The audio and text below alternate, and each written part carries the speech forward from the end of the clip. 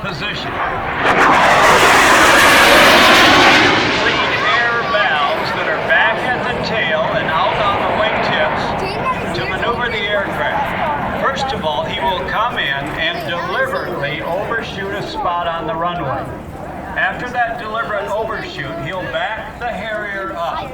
After he backs the Harrier up, he will turn the nose towards you and I, pick a point on the horizon behind us, hold the nose there. With that nose on that target point of the horizon, he will then translate or move the Harrier sideways one direction and then back the other direction.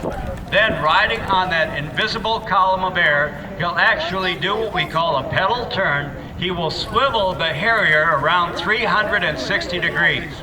Complete 360-degree circle. Now, just like any good Marine, the Harrier gets loud and it gets in your face. So protect your ears and protect the ears of your youngsters, because the Harrier is about to speak very loud and very clear.